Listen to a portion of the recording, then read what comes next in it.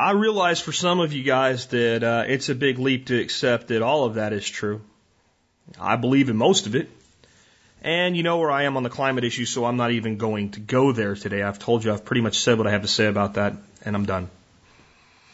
What I think we can all agree on is we've looked over the last few months to last few years. We've seen many of the things in this video happen that have absolutely nothing to do with direct environmentalism, like farmers having their farms shut down, like people being threatened with jail for having gardens in their front garden, children told they can't wear a shirt with a picture of the American flag to a school.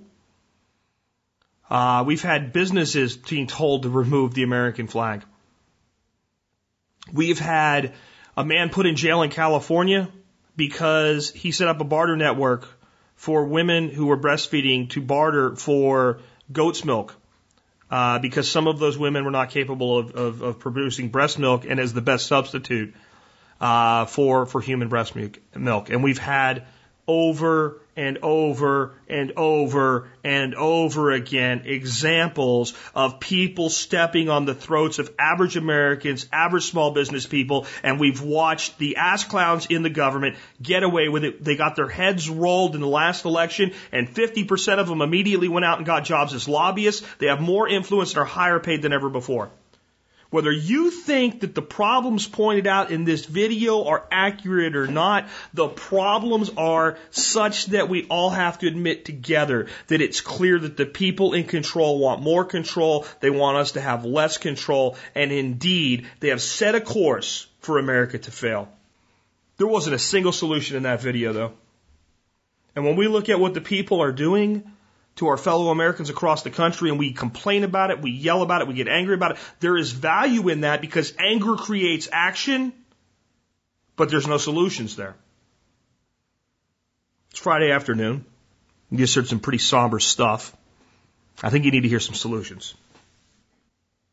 So my response to if I wanted America to fail, I'm going to call if I wanted to save America. If I wanted to save America, the first thing that I would do is teach every single American that would listen to me that they have internal power. I would teach them all that no one can take it away. I would teach them that a law is only a written command by another man, and any law can be unwritten, and any law can be challenged, and any law can eventually be defeated. I would teach them that laws get passed unjustly when men are afraid, and that men become afraid when they worry about feeding their family or feeding themselves. Men become afraid when they worry that someone will come take what they have or harm them or harm their children. But that when men are not afraid, when they stand up and they know they can care for their families, they can care for their children, they can care for their wives, they can be the leaders in the home that they're supposed to be, they don't capitulate. They don't compromise. They hold their ground. I would teach them that the solution is not in any way currently existing in the beltway around the District of Columbia or the state houses across America. I would teach them that the solution is not in government. It's in their own homes. It's in their own backyards. That's where the solutions are. I would teach America to plant trees and gardens that produce food for themselves to eat everywhere and every place they can. I would teach them that even though everything that we talk about is true, that they're coming to take away people's pigs, they're coming to take away people's gardens, they're actually doing this crap at the local level, the federal level, the state level, all over the place, that it's very damn hard to come put somebody in jail for a garden if everybody in that neighborhood is standing in the front yard going, I don't think so today. I don't think we're going to let you do this today. And if we start having each other's backs, the fear transfers from us to them.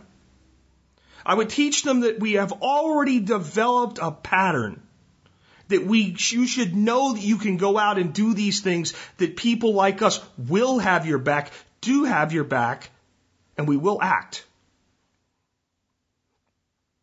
That if you attack an old lady with bone cancer, you'll put a blight on your city for a decade. That's what they did to themselves.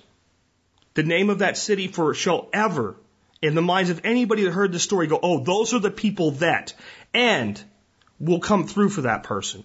One way or another, we'll have their back. If you try to put a lady in jail for a front yard garden in Michigan, in a city where you can't even keep the freaking lights on 5 days a week, you have to close on Fridays, then thousands and thousands of fellow Americans from across the country will call you and tell you they're paying attention to what you're doing, and they will support that person with a legal defense fund and shove it back up your ass. If I wanted to save America, I would teach my fellow Americans these things.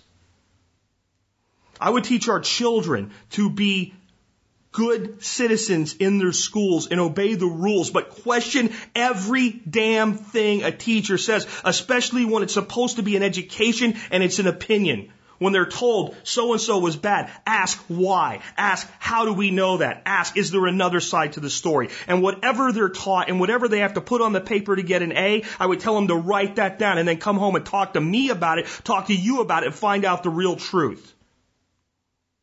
I would teach Americans to once again discover their own history, to accept their own faults and their own mistakes.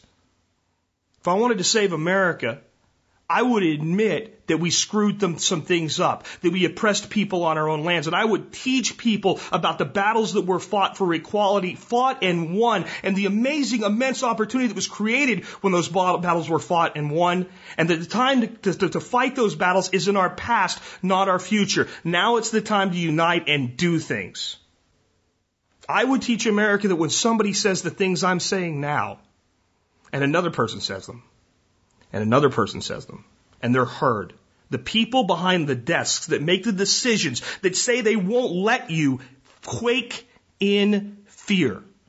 Because they know it's not they won't let us. It's they know the truth is for this long, we've allowed them. We've allowed them to act. We've empowered them. We put them there. We paid for them. We can change it there, but we got to change it right in our own homes first, right with our own children first.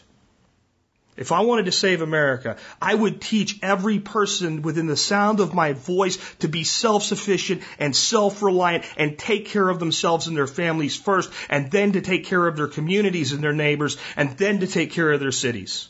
And I would teach them to take their cities back first. I would teach them that what these clowns are doing at the federal level doesn't even really matter right now because it's too big, they've got too much power, and they've got too much control, and it's time to take the power at the city and the town level back for the common person and then turn that apparatus of government on their counties, and then take their counties back, and then take the county government and spin it around so it's not coming down your throat and put it down the throat of the state, and then demand that the state stand up to the feds. But there's a bottom-up approach. It doesn't start in a picket line. It doesn't start with an Occupy demonstration. It starts with you. If I wanted to save America, I would teach Americans to once again be proud to be an American. I would teach them you do not have to be proud of the actions of your government or the mega corporations running your government or the lobbyists running your government to be proud to be an American and to be proud of what America is. If I wanted to save America, I would teach Americans that America isn't a place with borders and laws and government. America is an idea that created a place with borders, laws, and government. And that those borders, laws, and government were to exist to serve the people who had the courage to have the idea and make it real. And I would teach them that there's immense amounts of things to be proud about from that. I would teach them to once again value their flag. Even if they're opposed to a war fought under that flag, to realize the flag is not about war. The flag is about the freedom that it's supposed to represent. And if you're not happy that that freedom's not there anymore, take it back. And that's the big thing I would try to teach America if I wanted to save it. I would teach them that nobody will give you your freedom back. You must take it. You must claim it. You must do it in your own lives. You must be bold. You must be decisive. You must be willing to act, and you must not let fear get in between you and doing what you dream of doing, what you really believe in, and teaching your children the same thing. In fact, I can sum it up this way. If I wanted to save America, I would simply teach Americans to act like Americans.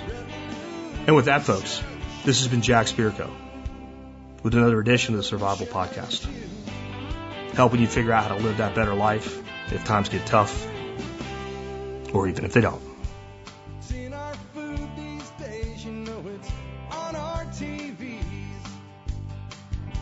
Sometimes we forget we are what we eat. I don't know the answer. It's like there's nothing I can do. It's the price we pay, I guess, when we follow all the rules. There's a better way to do this. Let me show you a better way. You don't have to be another face in the crowd.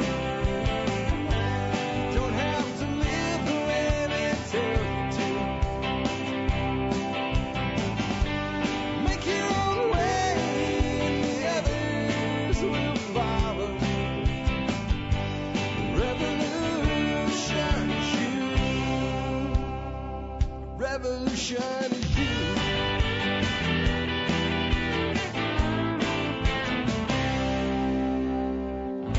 Someday we'll realize our children just can't pay. There's nobody else.